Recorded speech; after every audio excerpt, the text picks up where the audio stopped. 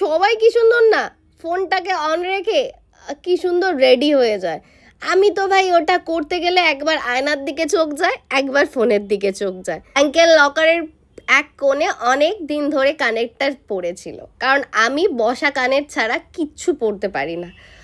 আর এই কানেরটা আমার কাছে খুব স্পেশাল, দুটো কানেরই আমার কাছে খুব স্পেশাল।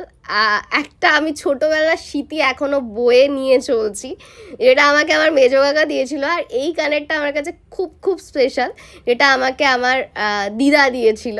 তো এই কানেরটা অনেক দিন পরা হয়নি, আজকে ভাবলাম একটু পরা যাক, তো তার আগে এনেছিলাম। এই কানের বয়সটা আনুমানিক কত হতে পারে একটু গেস করো তো।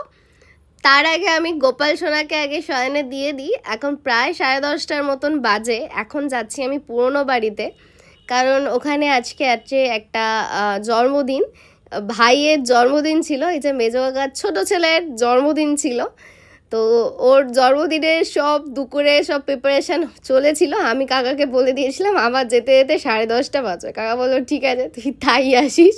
আর এখানে গিয়ে দেখছি ভাইয়ের কত ক্যারেটের এরকম পুরস্কার। গেলে কাকিমাদের চাপ থাকে যে কি খাওয়াবো, তার উপরে এখন চলছে শ্রাবণ মাস, বুঝতেই পারছো। কি করছে সারাদিন ল্যাপটপটা নিয়ে? এই গাড়িটা কিনলে আমাকে একদিন চালাতে দিস। এ হোস্টেলে থাকে একরকম ভাবে, বাড়িতে যখন একদিনের জন্য আসে ল্যাপটপ চাই, গাড়ি চাই, ফোন চাই, আর যে কত কি চাই ভগবান জানে। আর এদিকে মানে এর সাথে পরিচয় হয়তো আগে করানো হয়নি, কারণ ইনি এতটাই ব্যস্ত থাকেন। আমার 14 গোষ্ঠীর কারণে এরকম হাইট ছিল না, ওর মনে হয় 6 ফুট 2 সামথিং কিছু একটা হাইট আছে। তো আমি তোকে সবসময় বলি ভাই তুই পড়াশোনাটা কর একটু, যেন আর্মিতে তুই যেতে পারিস। কি খালি এটা হচ্ছে আমার বাবার মা, আমি দিদাই বলি। আর কারা কারা আমার মতন যে বাবার মাকেও দিদা বলো, আবার মায়ের মাকেও দিদা বলো, আমি তো দিদাই বলি। এনার আমাকে নিয়ে ঝুড়ি ঝুড়ি কমপ্লেন ছিলেন, সেগুলো শুনলাম। 10টার সময় যখন বাড়িতে গেছি তখন বাড়ি পুরো নিস্তব্ধ, মানে সব এই যে ঘুম দিচ্ছেন না, উনি গিয়েছিলেন তারকেশ্বর, এসে ঘুমোচ্ছেন, তাই ওনাকে একটু জ্বালালাম। আর ওদিকে দিদা আমার নপুরটা আমি যতটা না পড়েছি আমার খুশি হয়েছি, দিদার বেশি খুশি হয়েছে, খেতে দিয়ে দিয়েছে। আর এদিকে খুব সিরিয়াস টপিকে আলোচনা চলছে। আমার দেখতে ভালো লাগছে।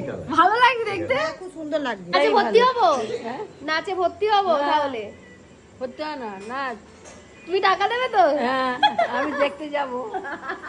ঠিক আছে কাকিমা, ভর্তি হয়ে যাবো। আমার দেখতে ভালো লাগে সব। এই বলে আমার ফ্যামিলি কি সুন্দর কনফিডেন্সের সাথে বলে দিল। ওখান থেকে এসে সেই যে আমি জ্বরে পড়েছি,